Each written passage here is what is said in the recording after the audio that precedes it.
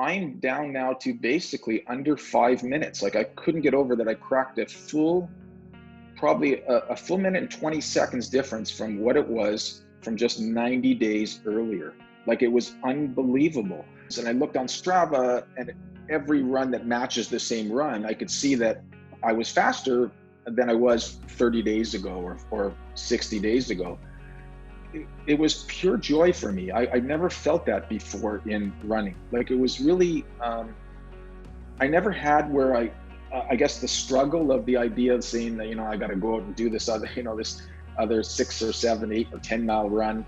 It wasn't about that. It was just that I love the idea to say, can I run and keep my heart rate down? And can I get faster? I mean, that was really what was my whole perception of running. And I enjoyed running more so then than I ever had enjoyed before.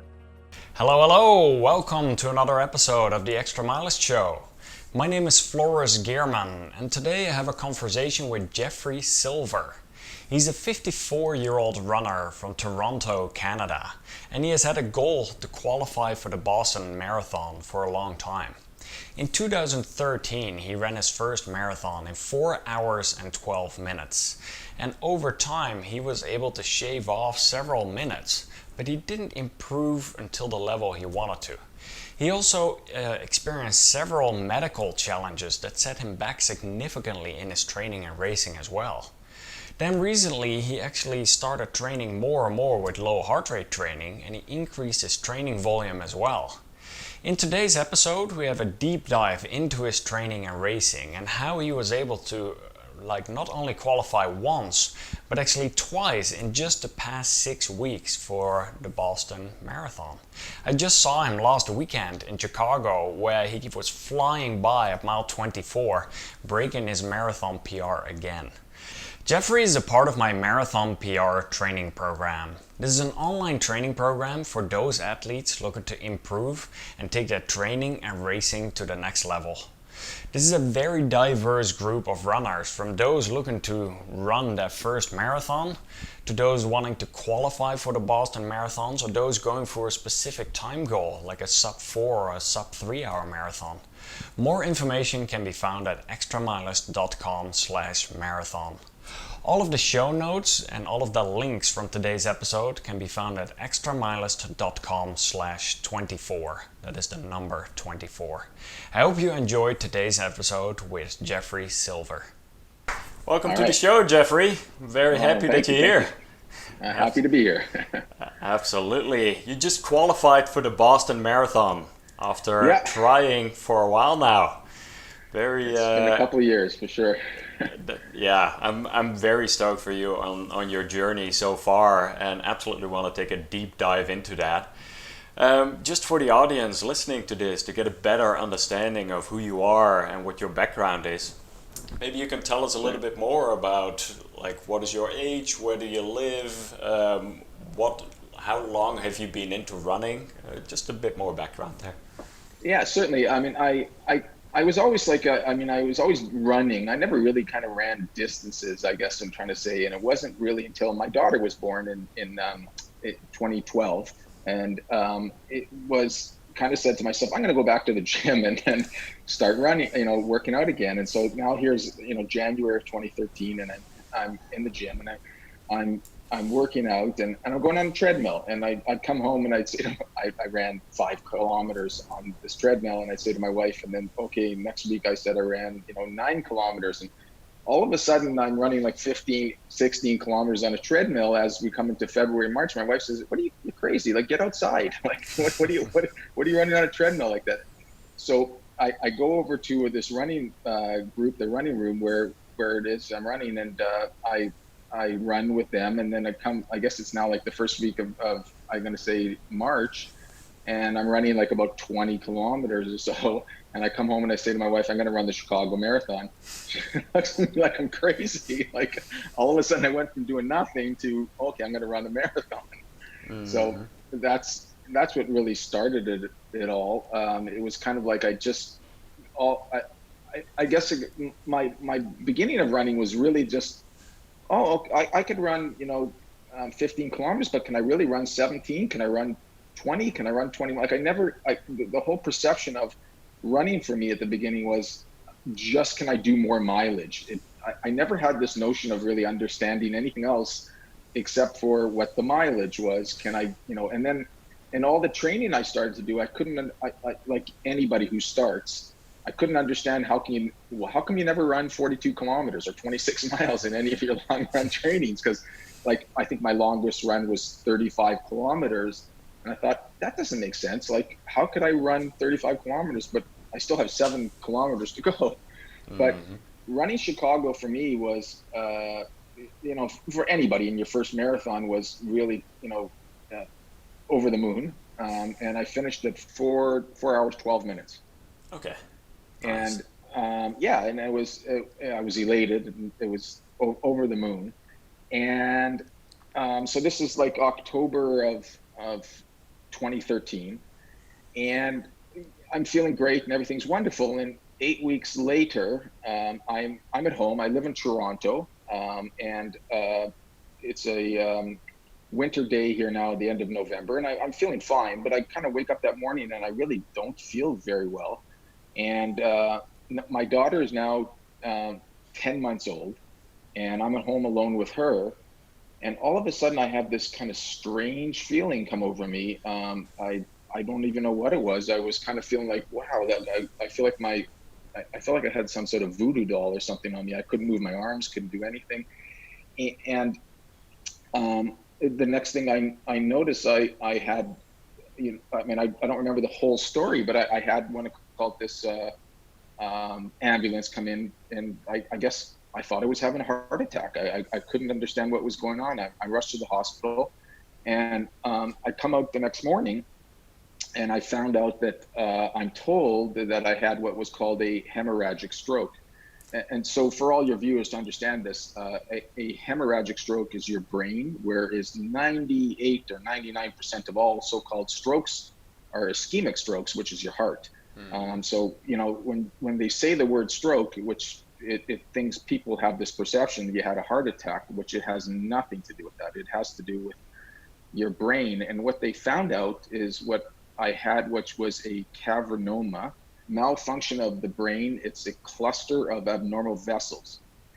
So mine, and a lot of people have this, just take a step back here, don't really know they have it, and which is fine. I mean, they wouldn't really know if they had, unless they had an MRI with contrast, would they ever know that they had this? But you could live your whole life having it. It's not a problem. But with you, your whole body acted up, and because it bled. Yeah. It bled. That cavernoma bled, and that's which triggered a grand mal seizure. Like, I had a grand mal seizure triggered because of this bleed. So fast forward to this whole point. We didn't do anything then, and I was, I always knew that there was something I'd probably have to do. I didn't run all of 2014. I stopped. I put my feet up and didn't run at all, and I kind of played it by ear, basically feeling how I would feel. And then fast forward to 2015, I started running a bit again, and then in 2016. I decided I'm going to run the Chicago Marathon again. I decided I'm going to exercise my demons, I guess I'm trying to say. But you felt all right, though? You felt like it would be safe for you to run again at that point? Yeah.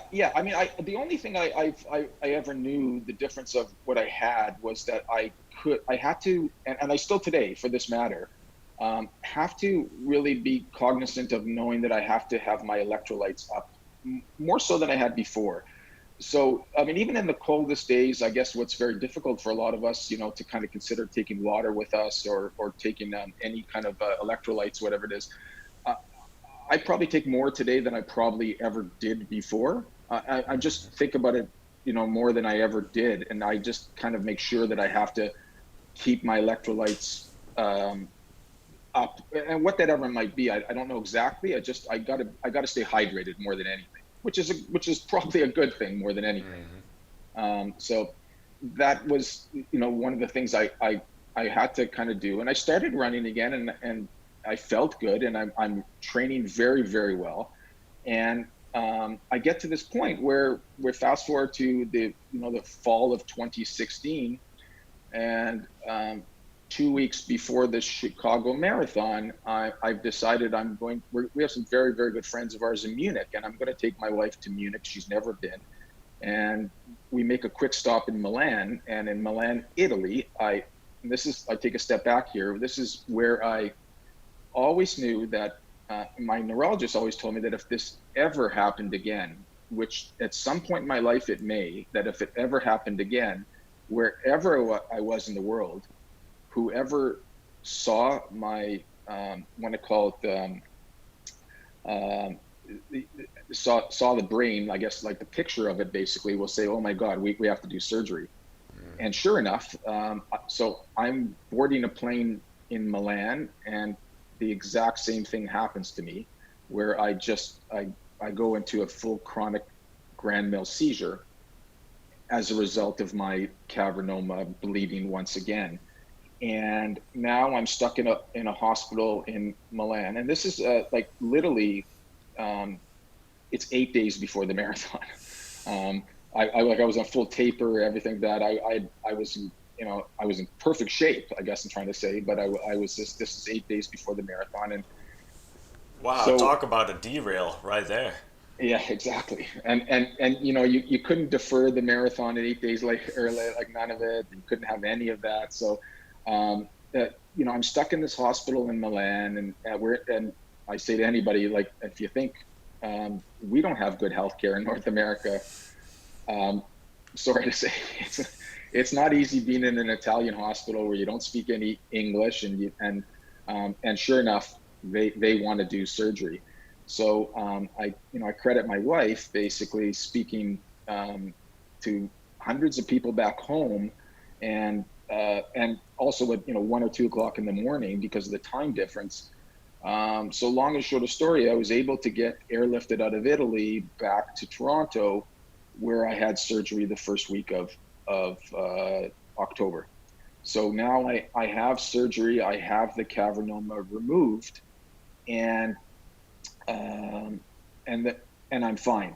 But the issue is I have today, I mean, and just to put it all to perspective, all your viewers, I mean, I have surgery, I guess it's the first week of October. I go back to running basically by the end of November. I literally was able to feel better. I mean, I remember being in the hospital. One of the things was they couldn't understand why my heart rate was so low. Whatever, doesn't have to explain to them. I was supposed to run a marathon today. Like, no, but sure enough, I was able to recover very quickly. And I think of, I look at a lot of these people that, had brain surgery, and probably some people have never recovered for that matter. But I decided I knew I was always going to live my life that I just didn't want to be that way. I wanted to, to know that, put one foot forward. You got to keep moving. And I guess that's really how I've always lived my life. And were there any recommendations from doctors telling you not to do certain type of exercises anymore, or were there any people who told you to stop running? Or well, it's a good point. My neurologist, and even today, he's wonderful. Basically, I don't think he ever advocated for me to run marathons, but he never really ever said don't run a marathon. His preference would be, go run 10, 15K, because that's what he does, basically. But the stress on your body to train for a marathon is unique, and it's lots. Where I may have an issue, and I if you do strength training, and I put it in perspective this way, if you're kind of lifting weights and the exertion of your body when you're doing that, there's a lot of blood flow that goes to your brain when you're doing that. Primarily when you're running, blood flow doesn't go to your brain. I shouldn't say that. Blood does go to your brain, but not in the way the exertion of pushing blood to your brain when you're the exertion of lifting weights over your head or that type of thing. And to this case in point, when you talk about low heart training for that matter, when you go into a gym and you're doing strength training, you're going to have your heart spike very quickly. and come down very quickly. That's great, but it's going to spike very quickly. I'm medicated. I'm at about a 60 to 70% risk of having another seizure. I'm medicated. So saying that, I'm on, medication of anti-seizure meds primarily for the rest of my life. I'm on the lowest possible dose of anti-seizure meds. I take in the morning, take in the evening, and they have no effect whatsoever on myself, on my running or any of that stuff. It's a part of just kind of keeping myself at bay, I suppose. That's really what it is. So how did the training go after that? Because all of a sudden you've had two of these Yeah, major events happen. Obviously, that's in the back of your mind as well. How yeah. did the training go from there and some of your races? Well, so now this is like, fall of 2016. And as I said, I started running, several weeks after. And into 2017, I decided I'm going to run another marathon. And I decide to run New York.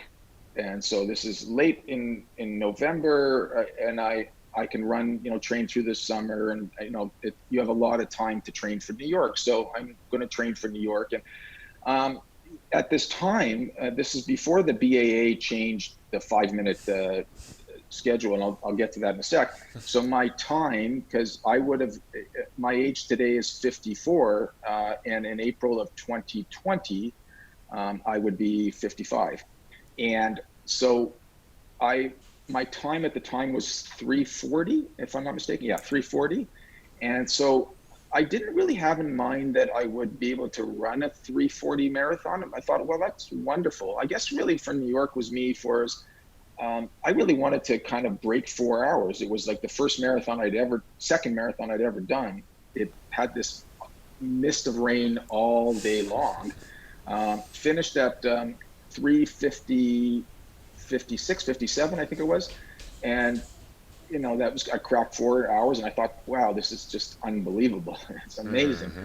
And so now I think it's distinctly possible if I really add on miles, and I think I can really kind of do this. Can I get down to 3:40?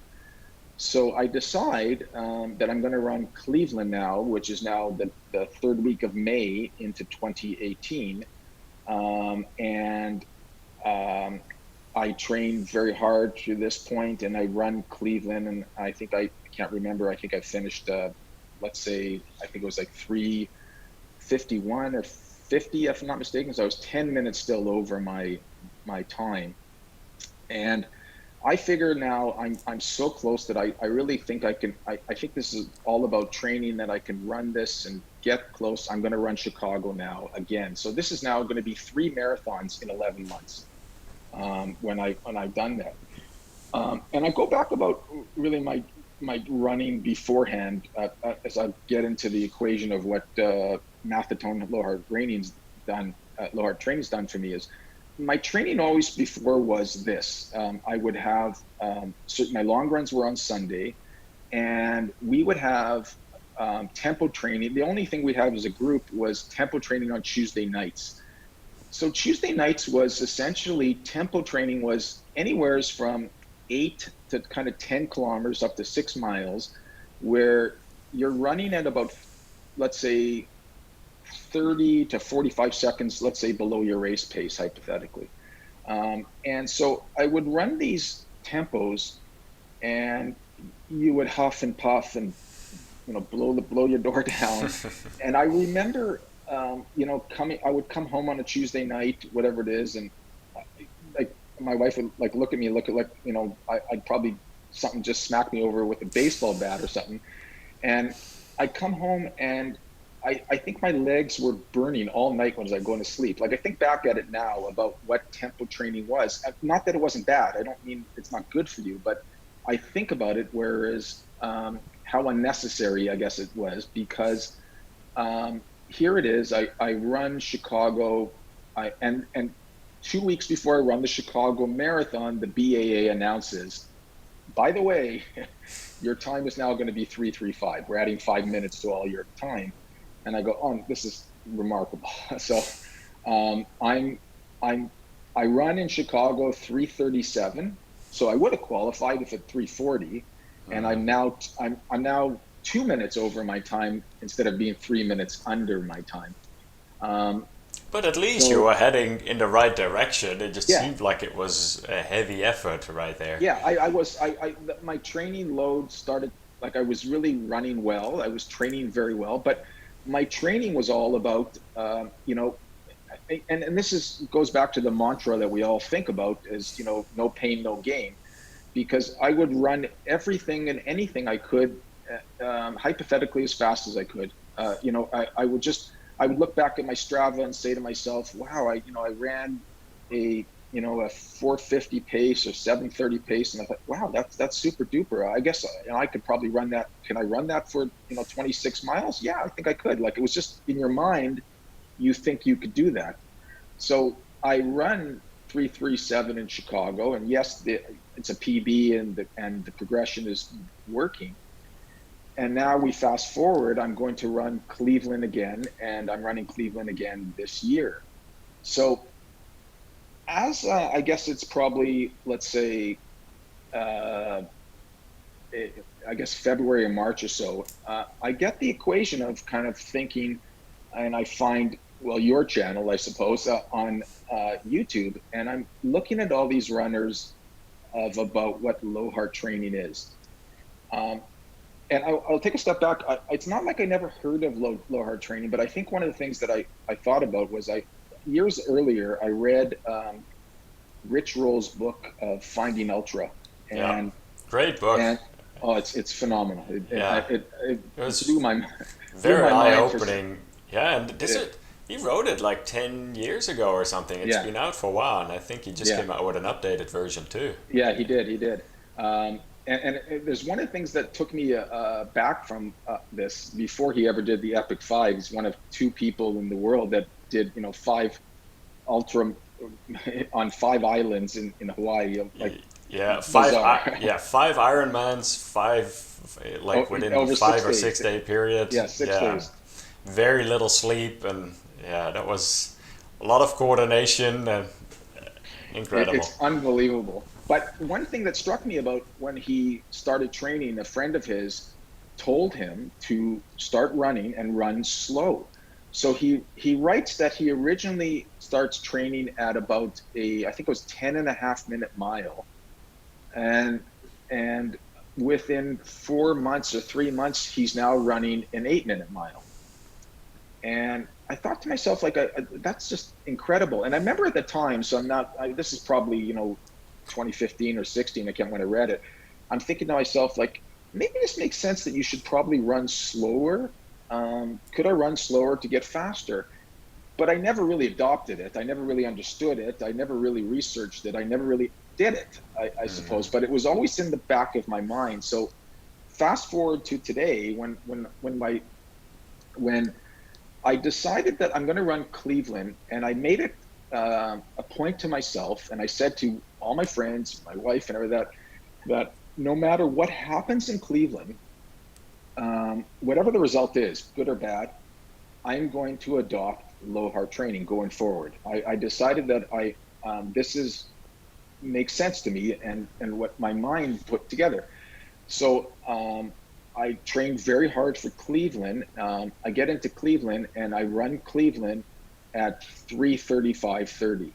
Like, I'm 30 seconds over my BQ, but again, another BQ. So now I decide, as I made this, regardless of what was going to happen, I'm going to adopt Mathotone low heart training. And so I start my Mathotone low heart training, I think, the last week of May. I go and do a math test, and I think my first test, I was like 6:10 kilometer, and all my runs, and I realized my math rate is, I figured I was 131. I take the 180 plus the progression I've had in time, and so I add 5 to it, so it comes to 131. And I run every single run under that time, and I Under that start to heart do, rate. yeah. Yeah, that And 131.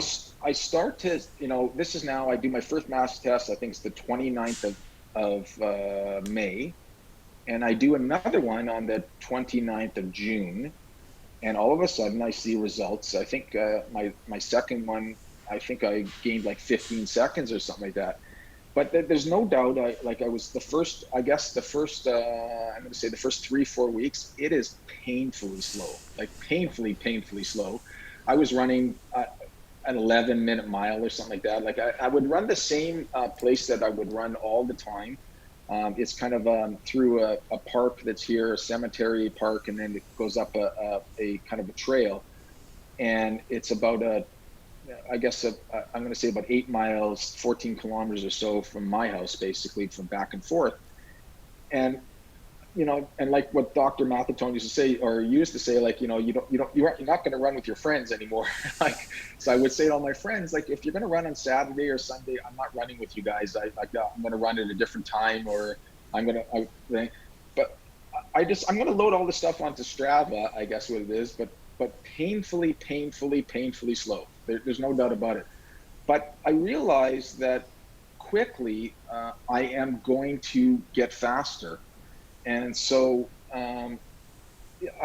math test after math test, so this is June, July, and then August, I'm down now to basically under 5 minutes. Like I couldn't get over that. I cracked probably a full minute and 20 seconds difference from what it was from just 90 days earlier.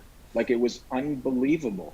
And even on the same track that I'd been running, I never really got down to that math, but because it's also, there's elevation, there's this and that, there's a couple of hills you got to run. But um, I certainly, my runs, and I looked on Strava, and every run that matches the same run, I could see that I was faster than I was 30 days ago or 60 days ago. So here it is. I come into the Erie, Pennsylvania Marathon last Sunday, and and then above all, here's the other thing I think is so amazing is I didn't I didn't train any speed work whatsoever over this summer. I didn't do any so-called tempo training that we spoke of. I didn't have any of that, and I think I probably adopted what from the marathon PR program, what you often said is some of your best long runs, where you kind of take the last 25% and run them fast. So I had a couple of say 30-kilometer long runs still to do, and I decided, okay, I'm going to run 10K of them or something like that at a faster pace, and I did. And I think I thought to myself, well, this is great because I feel good and I feel like I can finish strong.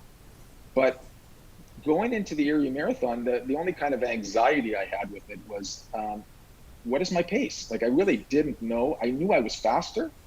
How much faster I am, and I know that if you're running at a math rate, you probably can run a marathon a little faster than your actual metabolic rate, basically in that sense. So I kind of have something in my head, but I don't really know what that is. And I go and run the Erie Marathon, and I run the Erie Marathon in 3:26:28, which is 9.5 minutes less than I ran Cleveland. So put it in perspective, I think to myself even today that I finished literally 10 minutes difference in 90 days or 96 days to be exact. And 8 months earlier, it was 2 minutes. And I think now today, more than anything, is I ran this marathon. I ran it completely by the same pace, literally from mile 1 to mile 26. I had the exact same pace, give or take 1% or something like that. I had no huff and puff. I never felt any pain. I ran remarkably, and I read about this. Here's the most thing I think about now today is I was saying to a friend of mine earlier that I remember when I finished Cleveland, or even Chicago. Cleveland, I think our hotel was 600 meters from the finish, and yet when I finished, I think it took me 35 minutes to walk back to the hotel. It was like like all of us when we run these marathons. I recognize that feeling. Yeah. Yeah, you can't move. Yet Erie, when I finished, my wife's looking at me, is there something wrong with you? Like I'm walking around, like I was sitting down and walking around. Generally you'd feel like, you go back to the hotel, have a shower, and you have to take a nap. And I didn't have any of that. We have to drive back to Toronto from there, which is about a 3.5 hour drive. And the perception is, well, we're going to stop every half an hour so I can get out and stretch, whatever it is. Didn't have any of that. And forget it. Let's just keep going, go home. And I didn't nap at all. Like I think I got home, and by 9:30 at night, that's when I crashed. But I felt fine. Like I've never had recovery as good as I've had post this marathon, basically. It's fascinating. So when you look back at the last 6 months, basically, of your training, yeah, with the 2 different marathons, the 2 different training approaches and everything, what are some of your key takeaways from this, and how do you plan on training even moving forward now? Because you did qualify for Boston, you have the Boston Marathon coming up. Very curious to hear about that. Yeah, and as it is, I mean, this was back in the beginning of the year. I actually signed up for Chicago again, so I'm going to run Chicago again in 4 weeks. Yeah, we'll see you out there. Looking forward to it. So Chicago for me now is really, I have no goal. I mean, whatever Chicago will be, if I run it fast, great. If I run it slow, I have no goal. I really don't care, because what I did in Erie and BQ'd. But looking back at my training today from 6 months ago, what I think is really unique, and as an example from low heart training, if I look at what I ran Cleveland in, as again, I'll go back, I ran at 3:35:30. It was a very hot day in Cleveland that day and very windy, but my heart rate was substantially higher. As a matter of fact, from the last 10 kilometers, so 32 kilometers to 42 kilometers, so last 6 miles, my heart rate in Cleveland was about 178. Like it was peaking, like, and I don't remember that, but I probably was, certainly huffing and puffing and, trying to, to get to the finish line basically. And I do remember that. Like I remember it was a real struggle, to get to the finish line, but I finished. Today, when I look at my heart rate, and between those 2 marathons, my average I was running about an average about 155. So I'm probably about, like, say, for example, 23 basis points over my math rate. And when it comes to the last 10 kilometers, my heart rate went up to about 160, 165, maybe at max. And I never felt anything. And as it is, this was the first marathon that I actually was able to step on the gas when I saw the finish line. I've never had that, where I thought, like, I'm about 1.1 kilometer out. You can actually see the finish line in Erie. And I say to myself, I have this, I'm going to get it. Like, and I'm go for it. Like so I don't run that much faster, but I run faster. Like, and yet my heart rate doesn't change. Like, I think my average heart rate for the whole race was, I think, about, call it 30 basis points over my math. And as I said, I just didn't feel anything that bothered me in any of my race. I just didn't feel any huffing or puffing or have any pain, I suppose. I didn't bonk in Chicago, but the strangest thing happened to me is I think I'm running very well, and I think I'm doing very, very well. And I have this pacer comes by me, and I'm running this pacer, and he's a 3:30 pacer. And I say to him, how you doing? He goes, yeah, we're doing great. And he yells out to his group, and he says, yeah, we're about 2 minutes under the gun. And I said, oh, that's great. Like, I'm about 2.5 kilometers to go, and I'm running with him, and that's fine. And then I slowly start to slow down to about a minute and a half later. I don't even see him anymore. They're gone. And I basically bonked with about 800 meters to go. Like, it was the strangest thing I ever had. I actually saw the finish line, and those who know Chicago, you got to go up this little hill at the end. It's not a hill. It's like 2 steps, but after 40 kilometers, feels like a hill. And I probably gave up a good 2.5 minutes right there. Like, it was bizarre to me. Not that I would have qualified even there, but I'm just saying how much that was from the difference now fast forward a year later, basically, and being able to run quicker at the end. Nice. Yeah, you absolutely developed that aerobic engine very well, using much more of your actual body fat for energy, which is a very nice way to finish strong that way. So what was your overall training volume like? Because it sounds like you increase your training volume overall time and distance wise, but you lowered your intensity. It would be good to hear a bit more about that.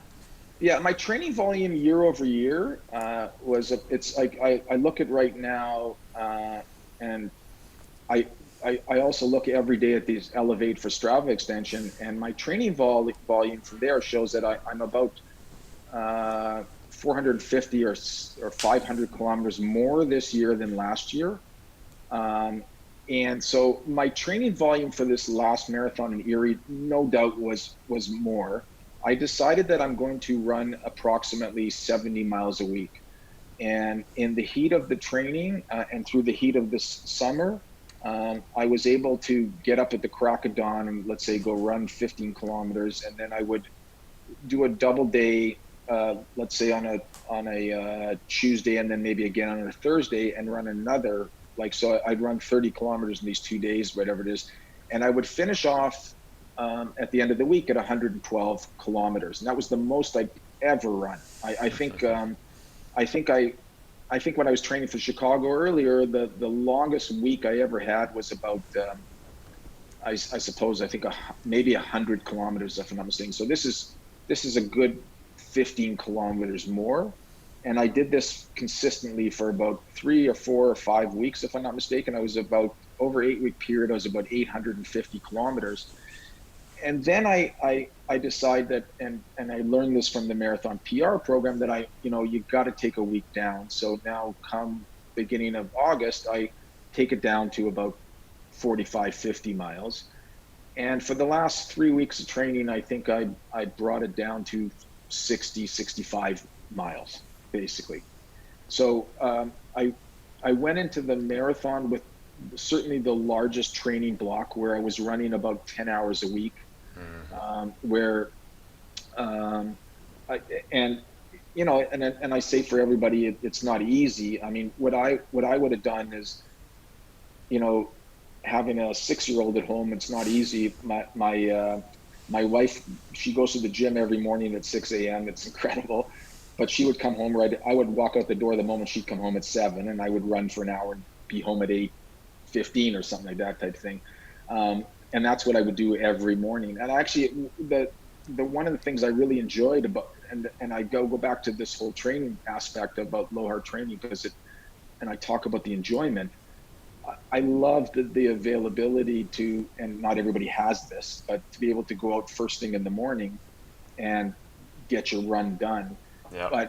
But above all, what I think about the increase of volume that I had and the increase of hours that I had, it was pure joy for me. I never felt that before in running. It was really, I never had where I guess the struggle of the idea of saying that, I got to go out and do this other 6 or 7, 8 or 10 mile run.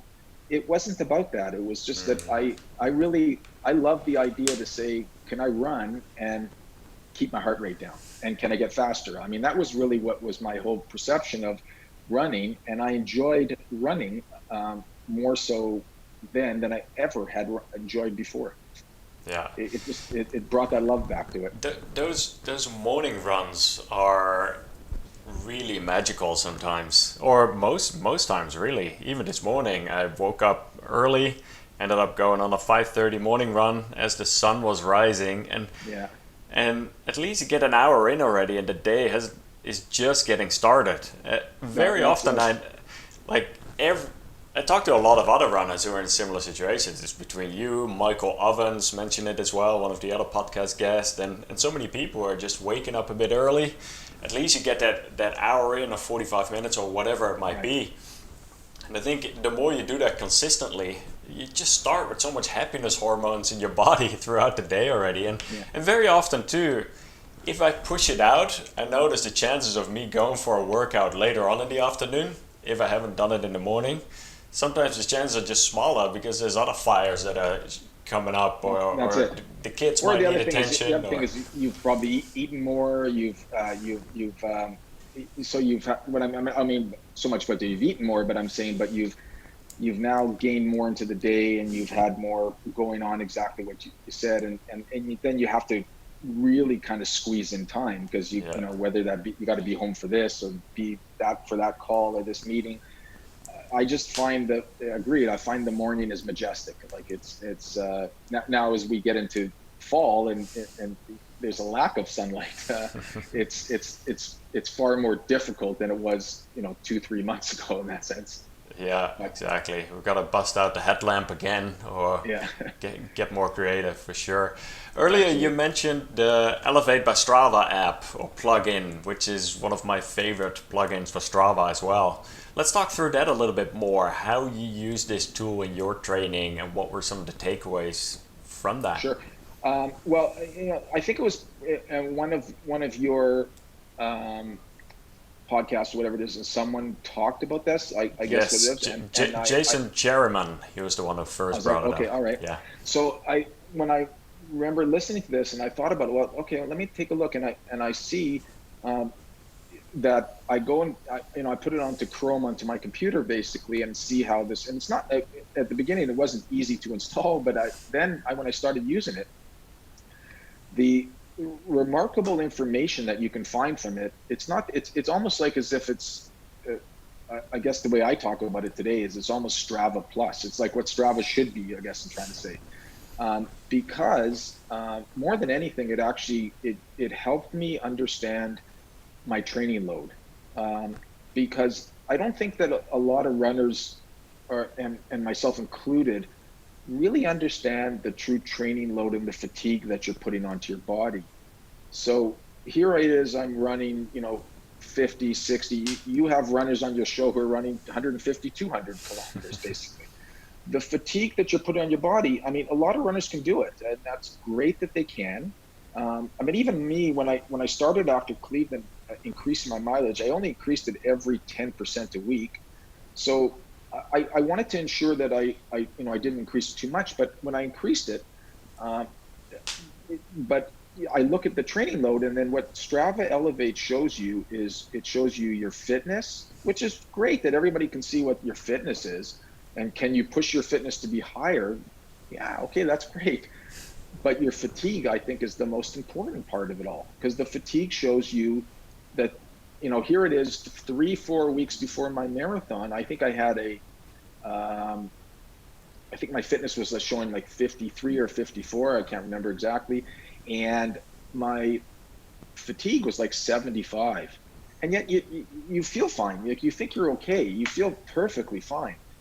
But you get the notion of understanding that you have to kind of bring, and certainly, as I think you've shown on the marathon PR program, that when you ran Boston, that the 3 weeks prior to your taper, that prior to your race, you have to bring that load down. You've got to bring down the fatigue number. And how you do that, if that means, you got to reduce your mileage, how you got to reduce your hours, because I went into Erie, as you've mentioned it before, I think my fitness went down by 3 or 4 points, whatever it is, but my fatigue went down by almost 30 or 40 points, where it was just the opposite. And then I went into Erie completely fresh, I suppose. Yeah, it is so fascinating to see the fitness. Like, you do a workout and you see the fitness level go up maybe by half a point or a point, and gradually, consistently over time, you see this trend heading in the right direction if training is going right. But then indeed, the fitness level, if you go out tomorrow on a hard workout or you work out for an hour or 2 hours, the Right. fatigue level could jump up rather quickly. And Correct. then when you do that back to back, you even see it getting to a point, and then there's a third line, that's the orange line, that actually shows you the form. And I will make sure to, in the blog post and in the video, to actually show some of this as well, some of the graphs, so you can actually Right. visualize it. But once that form goes negative, it goes from an optimal zone into like Into freshness, yeah, neutral into yeah, freshness. and then you can even get in that overtraining zone where Right. you Right. know, like, all right, it's time for me to step back a little bit. And even when you and I had some conversations, because during the peak of your actual training volume, you were doing 10 hours a week, you were adding some speed work to that as well, and that fatigue level was kind of getting higher than the Right. fitness level, a little bit further than we wanted that to be. Then it's nice being able to recognize that, taking a step back, and rather quickly, within a day or two, seeing the fatigue level drop again and the fitness level not really impacting. And Yeah, because I think, when you and I were talking, you're right. I mean, there was a point probably by about the end of July, I think it was, where I probably was really close to overtraining. Like I wasn't overtraining, but when you look at Strava for Elevate, it kind of shows you that you are on the boundary of overtraining. What that might mean, I guess I'm trying to say, doesn't mean, okay, tomorrow you're going to walk out and you're going to hurt yourself, but you run a greater risk that you could, and that's what I think. And the other thing, even those lines, I think when you look back at the Elevate options, that you can see in a lot of things about your heart rate, and to quantify how much your heart rate is on hills, and to quantify how much your heart rate is on this stretch, or 75% of that. Like, it's really, there's a lot of information that you can garner. I mean, there's some people that can, digest this remarkably, I guess I'm trying to say, and see huge information from it all. But the basis of it all, I think everybody, every cyclist, every runner should be using Elevate for Strava, because it will tell you information you will never see it in Strava. Like, you'll never see it in any program, basically, for that matter. It just doesn't. It's not available. This is remarkable. The way this program works. yeah, absolutely. I'm a big fan as well, and I'm actually excited to soon interview Thomas, the developer of the app, on the Extramilest show as well. And Wonderful. we're definitely gonna find out some more as well of how he put all these calculations together, how he developed the back end in different ways. That will be an interesting one to find out some more there too. So Yeah, beautiful. going back a little bit more to the conversation of what you mentioned earlier. So when you got into low heart rate training, you used to train very many of your runs at a 7:30-minute mile. And all of a sudden you had to slow it down to about an 11-minute mile, and there were quite a few frustrations involved. Can you describe, or like maybe you have some suggestions for people going through that similar experience as well, or people looking to start out with low heart rate training? Like, yes, you describe it as a frustration, yet still you found a way to overcome this. Like, do you have any suggestions, recommendations, or ways that you approach this? I think it's, for me personally. I think I had to take out the word frustration. There's no doubt about it. It's frustrating. There's when you start, it is, for anybody, it's painfully slow. So here it is, like I'm running for example, as you say, a 740 mile or so it is, and the next day I'm going out and doing a run that's like an 11-minute mile. Like, 11 minute for me to run an 11-minute mile today, it's like I got to walk a lot of that, or I got to jog, I suppose, not run. I guess that's what it comes down to. But it's one of the things I recognized rather quickly was how it's not how easy these runs were, or how easy any of the runs are.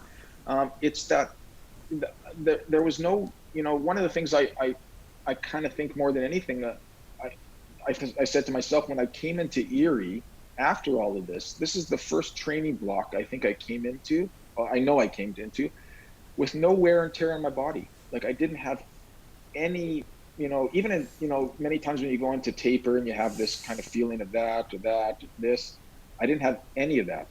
So I think back at the beginning, for a lot of runners, if they can understand that there is, for many ways, there's a light at the end of the tunnel. And for a lot of runners, it's kind of how fast it will come. There's some it might take much longer than others. There's some who can do it very quickly. It depends. I mean, like, I was fortunate that I probably had a lot of, I had a lot of training anyhow. I just finished the Cleveland Marathon. I had, a lot of fitness capability. So for one runner starting today that doesn't have the fitness or probably hasn't run a lot or just starting to, whatever that might be, it might take them, he or she, longer. But whatever they do, if they stick to it, and if you absolutely stick to it, you will start to see a progression of change. There's no doubt. And for some, it'll be change very quickly as the numbers will drop. Some might just see a change of a little bit, but it will change. Yeah. Period.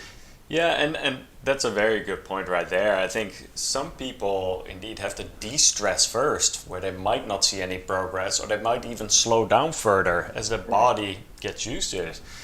Yet, I think it's that switch in the mind that you talk about as well, when you don't see it necessarily as a frustration, but it's more like, okay, this is a challenge. We leave the ego at the door and we're just going outside, and it's more about being outside, being in nature, actually becoming one with your body, and it's the time on your feet, not the distance you're running. And I think that was a big shift for me as well. Once I started looking at, like, now I got half an hour time. I'm going to go outside for half an hour. Whether I run 5K or whatever I might be running, it doesn't matter. And even now, like, going through another training cycle, and I'm doing everything time-based. So last week I was running 6 hours, or then 6.5, and then 7, and like gradually like that, looking at the time. And eventually I'll start looking at distances and paces some more, but still in the early stages, it's very nice to be time focused there too. Yeah, I agree. It isn't. I mean, I never really got into the whole perception of looking at time, but I will agree that I never really looked at the beginning of how much I ran or how long I ran or how many miles or kilometers I ran. It was more about how long or how far I could run feeling good, I guess I'm trying to say. And that was, and the other thing I even have this today, I ran this morning and I had this today. I think one of the things that I think is so, it's unique because we were all there. I was one of these people, but you're running and then behind you hear he or she huffing and puffing, whatever it is.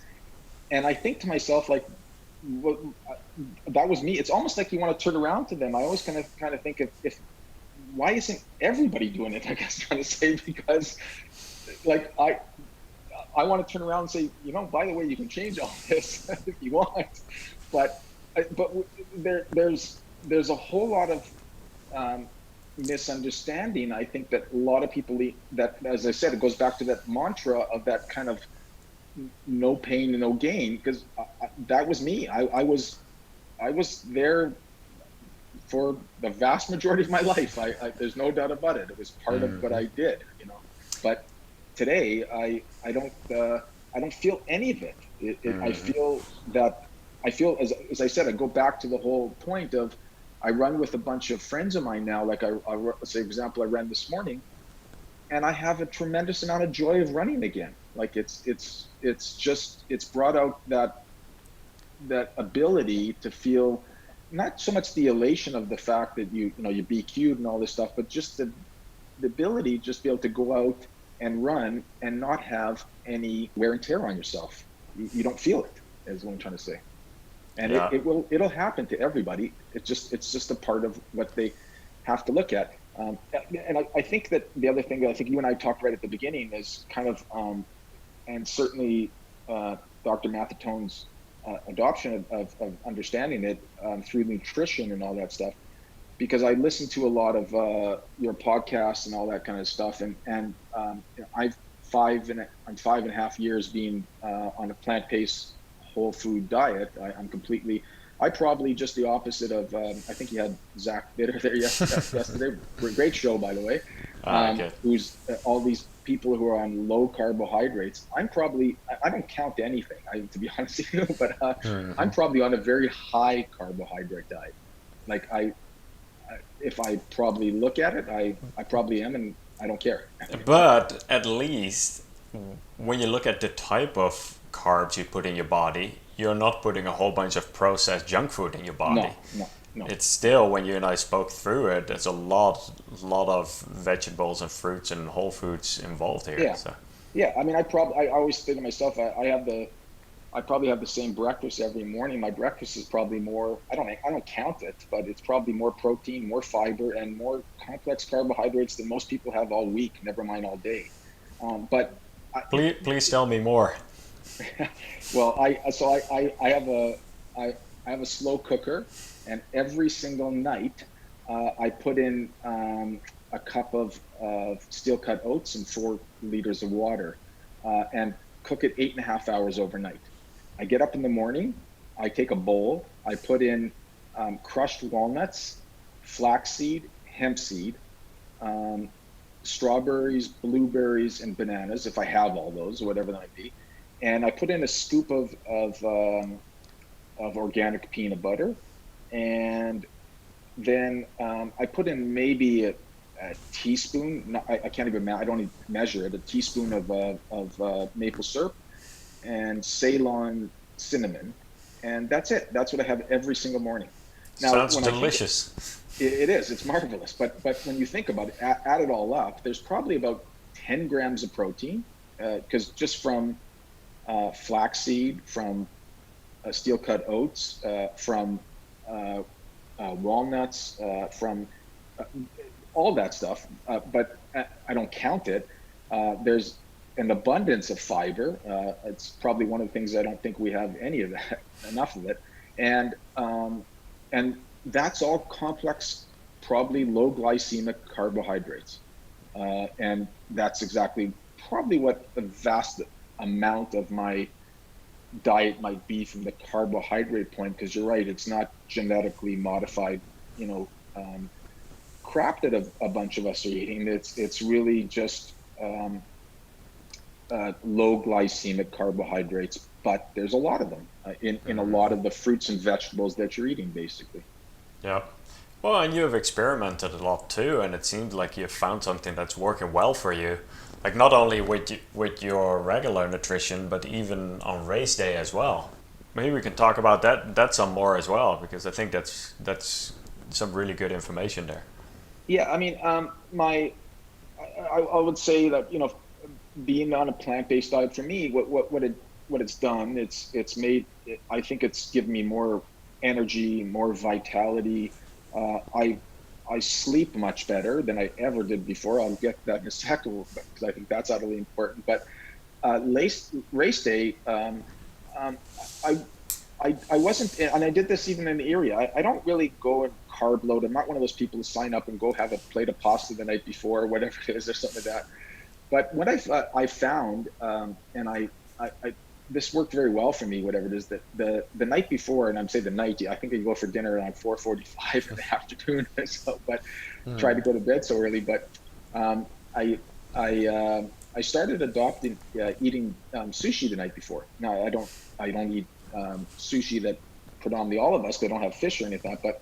But this would be sushi, like, let's say, with plant-based stuff, of carbohydrate, of avocados and potato, sweet potatoes and things like that. But the reality is, I don't know, like, when I think about it, have you ever had sushi and then step on a scale the next morning? Don't do it, because your weight is going to be about 2 or 3 pounds heavier. Why? Because of the amount of sodium that's in sushi. So when you think about it, so I started to kind of adopting this, and I have sushi the night before, and I think to myself, well, I don't know how much sodium I need for a race, or don't, and the air is cool where I'm running, but I probably have a vast amount in my body when I start this race. And I run with the Martin gels, and I use the Martin gels. I take 4 of them, but I've never taken 4. I have on my an app. I run with my iWatch, and I run with an app called Work Outdoors, which is a spectacular fitness app for anybody who wants to use your iWatch.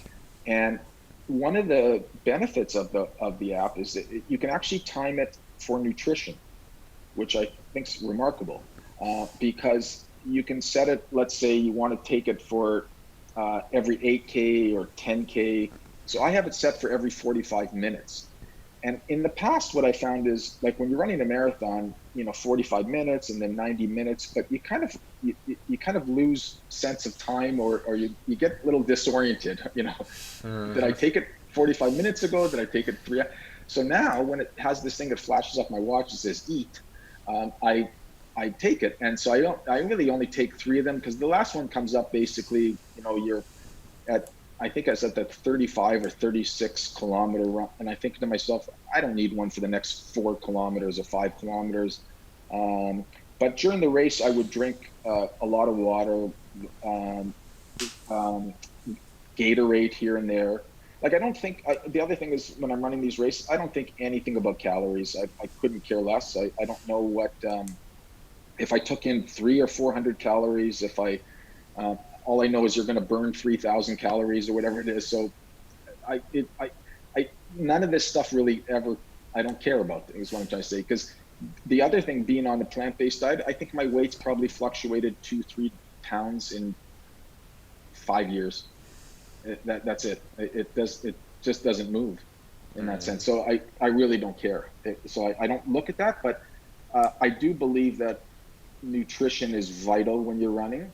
And I think for a lot of runners, it's all different. And I think, depends what you use, what you don't. One of the things I found with the Martin gels is the Martin drink mixes, for example. The morning before the marathon, and I've done this before long runs, if you use the 320 mix, that's now this is predominantly sugar, I guess I'm trying to say, but it's 99 grams of carbohydrates, and your body can really only take in at any given time about 100 grams of carbohydrates. Like that's other than your body getting sick. So I would drink this over a period of half an hour or so, feel fine, like I'm okay. And um, and when you think of that, that's about the equivalent of about 4 gels. Like it's if you had 4 gels, that's the same carbohydrates added to 4 gels in one drink mix. So it's a heavy, heavy load. So you're going to now build a huge glycogen load at the beginning of a race if you were using something like that, or whatever you're going to use, I guess I'm going to say, and you build that glycogen load. So I don't think about building carbohydrates, but when I look back at it, I probably am. It's not something I ever signed up for, I guess I'm trying to say, but I do. Yeah, I've experimented to some extent with the Martin at some samples, and it did feel quite comfortable on the stomach. Actually, I did the mixed drink as well. I haven't tried the gels yet. At this point, I'm experimenting with the Yukon, and I had a sample pack over here, and I've done it before a few long runs just to kind of see how it sits on the stomach, and it seems to work quite well as well. The one thing that I'm sometimes cautious about is when you take certain type of nutrition and you combine it with nutrition on the course as well, or with Right, other right. type of nutrition. Just this is why I always try to experiment in long runs and even at some higher intensity runs just to see how some of your intestines really take it. So, Well, so you bring up a good point, because if you take whatever gel you're taking, but in this case, Martin gel, if you take them and then let's say hypothetically you take Gatorade, it's a mix of whatever that is, and the mix of sugars or that. So how much is that going to upset your stomach, or is it going to upset your stomach? So I would primarily, when I took a gel, whatever time that was, for the next probably half an hour, I'd be taking nothing but water going forward. And then I would start to take um, the next 2 or 3 stops. I would take Gatorade. So I would mix it up like the Gatorade I would take about, call it 30, 40 minutes after I took the gel, so that there you had something already that, you know, you settled down in your stomach, I guess I'm trying to say. But it didn't bother me, but I can see how it can bother some people. And I agree that you should probably train with this in your long runs. I think you should do any of these kind of trainings in your long runs to see how they work. Because I think that the thing I personally like about the Martin gels is there's no flavor to them. Like it's not like you go out and get bubblegum flavor or cotton candy or whatever it is. There's no flavor. I mean, there's a little bit of a lemon flavor to it, I suppose, if you could say that. Yeah. So you've had a goal of wanting to qualify for Boston, and when you and I have spoken previously, I know you're very goal oriented. As in, I'm gonna go get to Boston. Like, it's gonna happen, and we're gonna find a way to make it work. And so you're obviously very excited, passionate to get going on race day. Tell me a little bit more about your race strategy, because you knew what time you had to run. You'd been training at low heart rate. How did you go into the pacing? How did you do this from like an execution standpoint on race day? Well, to answer your question, I did something different, I think, than I've done in any other race day. I don't know if the execution was this, like, because you're right, I am quite goal oriented, I guess, I suppose. But this race day was different, and will be different this way going forward, because I didn't, as I said, I really didn't run any speed work going into this run, and predominantly, I would say, if I look back at Strava, every one of my runs would have been about an 8:15, like a 5:25 kilometer. Like that's what my runs would have been. And so I I never really had a so-called race pace. But I had a goal number in mind. And my goal number was to be under 3:30. I wanted to be, let's say, 5 minutes or so under my BQ. Which just in case, yeah, because there's more people signing up for it, so you need to be faster. right. Yeah. And I think, you got to be cognizant of knowing that whatever your race is, you got to kind of add +3 or minutes, plus or minus what you're going to be. So if I think I'm saying to myself, I'm going to run a 3:29 marathon, I'm 3 minutes up and 3 minutes down, I'll get in, I guess I'm trying to say. But I guess what it is when I started running my race, I ran and I've done this with every race where I ran the first 2 or 3 kilometers slower than the rest of, like, I don't, I mean, all of us run out real quickly at the start line, and I've kind of, realized, and I've done this in a lot of my races, where I run the first 2 or 3 kilometers slow. Now, slow would have been like 5:10, 5:05, whatever it is. And then all of a sudden, about the 2.5 kilometers, I guess somehow I just picked it up and I start running a 4:50 pace. And I ran that pace for the rest of the whole race, like 4:49, 4:48, 4:47, back to 4:49, sometimes 4:50, like the whole race, the whole way. And so going forward, what I think is, I think that you have to understand, and specifically in this low heart training, is that if your math rate is basically going to say, I'll just for argument's sake and say your math rate is 5 or 7, whatever that, 7-minute mile or 5-minute kilometer, whatever that might be, in theory, if you've been doing all this training and you have this, one called aerobic energy, you probably can and should run faster. How much faster you should run, you really wouldn't really know until you get into that race, because it could be 5 minutes faster, it could be 10 minutes, it could be 15 minutes faster. It depends. So there's a lot of caveat there for a lot of people, but there's no doubt about it. Like, I think in my mind, as being goal oriented, I'll think of this way: I have 8 months to train for Boston. I'm not going to take 8 months to train for it, but let's say I'm 8 months between now and Boston.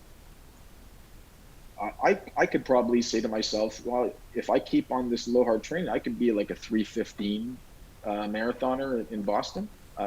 Like, how many people PB in Boston, basically, for that matter? So I think about what I think I could do. But I think that the execution to the training is what brings you to the start line, basically, and how you get yourself to the start line, I guess I'm trying to say. So at this point, you're 54. For Boston Marathon, you're going to be 55. Yeah. Your plan is, to some extent, like still a high volume, from my understanding. How do you deal with recovery, with rest, with sleep? Do you do any stretches? Is there certain hours of sleep that you're trying to hit? Obviously, you still have a young daughter at home as well. How do Yeah. you go about all of this? Well, I mean, so after every run I have, every single run, I come home and I use a roller and I roll out my legs for a good 10 minutes every single run. Good or bad, I roll them out. And so that's primarily my stretches that I do. Now, when it comes to sleep, I think that sleep is utterly fundamentally important for all of us, as certainly as we age, whatever it is. And I think there's one thing that people misunderstand about sleep. So I try to get 8 hours of sleep. I think on average, let's say, I have an app that I use, and I sleep with my watch as it is, and I use an app called Sleepwatch that tells me, not only does it tell me, oh, your heart rate, or tell you that, or how long you slept, and I think I'm an average, let's say, 7:45 or so for the past 8 weeks or so. But the fundamental, most important thing that you have to think of in sleeping is your sleep rhythm. And that means that you got to train your body to go to sleep essentially the same time every night, give or take within a half an hour. So for example, if you're going to bed at 10:30 at night or 11, whatever that might be, that you are going to sleep essentially that same time. And there's things are going to change, I mean, you have this tonight, you went out for dinner with that's all going to change, but 85% of the time you should be able to sleep on a certain rhythm that will allow you to go to sleep at the same time, that will help you get to sleep. And that's how your body gets into that rhythm. But the rhythm is utterly important, and I think it's vital that you have to kind of learn how to sleep properly. I think we know today how it's beyond more healthier than any one of us can truly understand.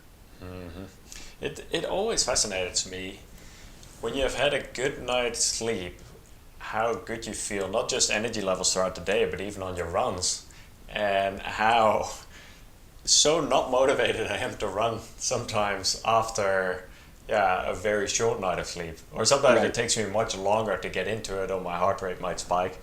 Sometimes I also think, you're almost in survival mode after an extended period of little sleep, that additional stress, it's definitely not good. Yeah, it's like I feel the same thing too. Sometimes I had a lousy night of sleep or whatever it is, and I'm going to get out at 7 a.m. I'm going to go to run, and it's a struggle. Like but then you start to get into the rhythm, and you're okay, and you start running, you're fine. But you don't. It's not as well a run, I suppose, as you're right. If you wake up rested, feel good, and you can walk out the door feeling that burst of energy that you should have. A lot of people misunderstand is they think, well, I slept 4 hours last night. I'm going to sleep 10 hours tonight, and I'm going to try to make it up. That doesn't work. The makeup doesn't work. It's not about, your body needs the rhythm that you need to keep that rhythm in line of how you sleep, and that rhythm is over a 10-day period. So you could have slept 4 hours last night, but the next 3 nights you got to sleep 7-8 hours basically to Yeah. get that rhythm back. Yep. Right on. Well, we've been talking for more than an hour already. I want to be respectful of your time here. Yeah. So there's, just in closing here, there's quite a few people listening who have different goals. Like, these are men, women, older runners, younger runners. Many of them are looking to improve in their running, whether they want to better their time, feel healthier, stronger, or even qualify for Boston or any other large goal out there. Do you have any closing thoughts, any high level recommendations from your end? Well, okay. So as I said right from the beginning, as I go through this all and I think about this all, and I've been running with another runner, a friend of mine who's he's 63. He's run Boston before and qualified again this year. And when I started my Mathotone heart rate running, I brought him in with me, and so here's a guy who's who ran like a 5:58 in Boston. Sorry, a 4:58 in Boston. And back in the day, he would have been let's say a 3:30 runner hypothetically. So now today, he probably will, in my mind, I don't know, but I can see his training. He's going to get down to easily 20 minutes faster when he goes to Boston next year, give or take whatever the weather might be or whatever it is. And Boston never really has the best weather, but one of the things that we always think about and is I kind of think, if this is so good, why isn't it adopted by everybody else? And I think that it's not. It's because we live in an environment, we live in a world that is structured by this whole no pain, no gain.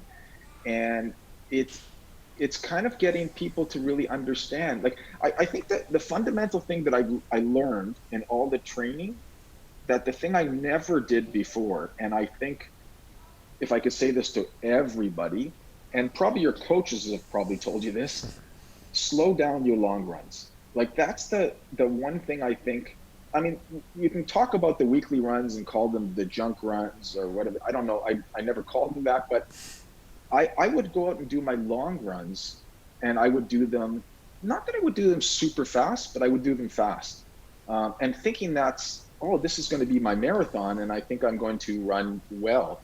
And yet, I think for a lot of runners, like even runners today that are, let's say a 3:10 marathoner or a 3:15 marathoner, and you've had everybody on your show who predominantly are sub 3 hour marathoners. But even those people, like I have friends of mine and runners I know who can run super races of 3:05, 3:10. And I thought to myself, well, if you really would adopt this or could adopt it, or even adopt some of it, you might even crack 3 hours easily, I guess I'm trying to say. And therein lies, I think, that what I think we all have to understand is the aerobic energy. And one thing I'll take from the last marathon is, here's what I looked at my heart rate and analyzing my heart rate.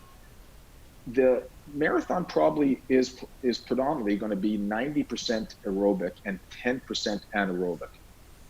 And that's exactly how I ran the last race. 8% of my heart rate was in anaerobic zone at the last 4 or 5K. Which means that, well, could I run another 3 or 4 or 5 miles? Possibly, but I probably was going to be redlining at some point, but the fact that you can run it like that is something that a lot of people have to understand. I think you were talking in one of your episodes, and you think about all the people that you ran on I remember watching this one guy that was, I guess he was a good probably 500 meters in front of me and the whole race, and he's wearing one of these I remember him because he's wearing one of these Nathan backpacks, and 35K I'd blow by him, like ran right by him, whatever. Now probably I'm running the pace and he is slowing down. Like, that's really what happens.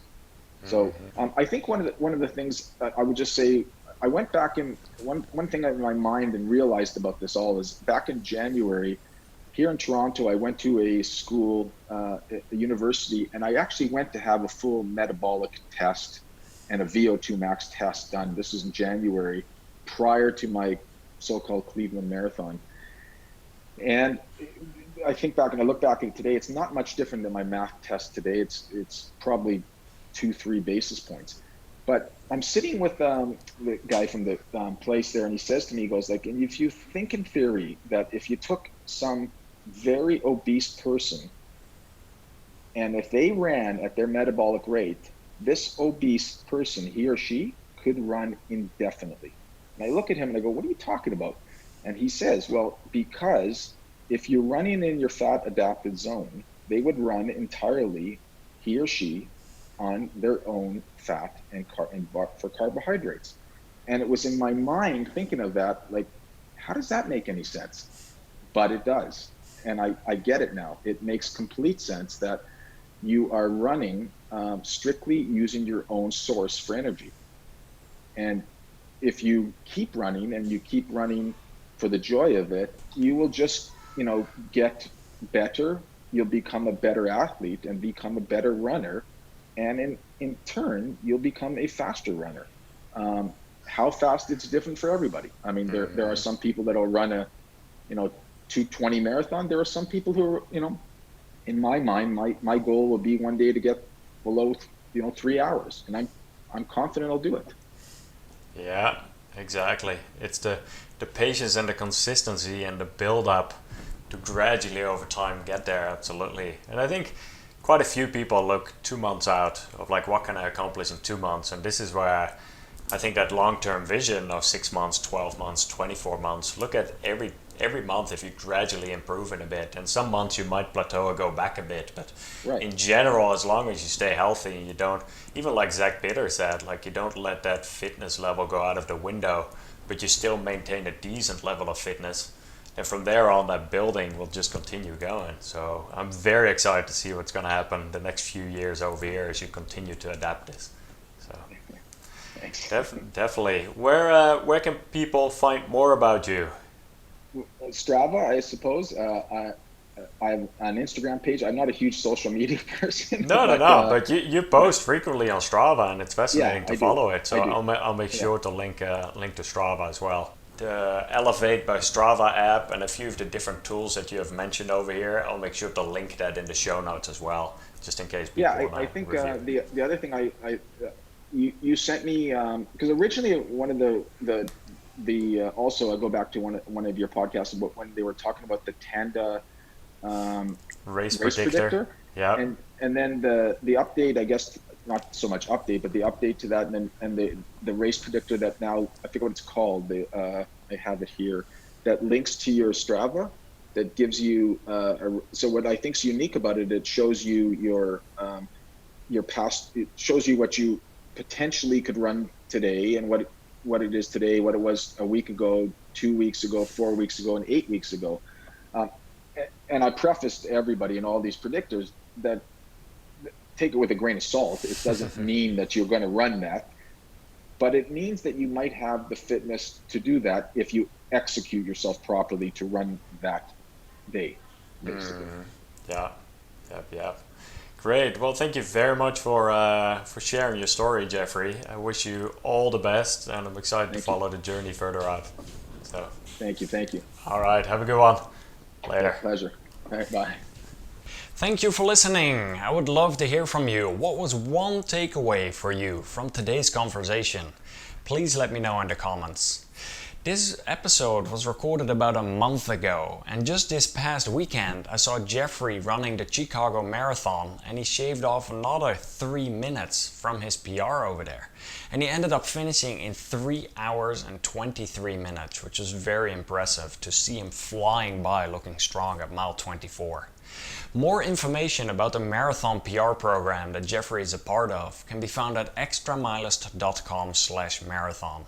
And there are many different tools, different strategies, different training programs based on first-time marathoners, sub-4, sub-3:30, sub-3-hour marathons, and different base building schedules as well. All around a holistic, heart rate-based training approach over here. So more information at extramilest.com/marathon. All of the show notes from today's episode can be found on my website at extramilest.com/24. That is the number 24. And there are many more episodes of the Extramilest Show in the works. Tomorrow I'm interviewing the founder of Chi Running, Danny Dreyer, on the podcast. And there are several other very exciting episodes coming up soon. So make sure to subscribe and you'll be the first to know when a new episode drops. Thanks for listening and have fun out there on your runs. Later.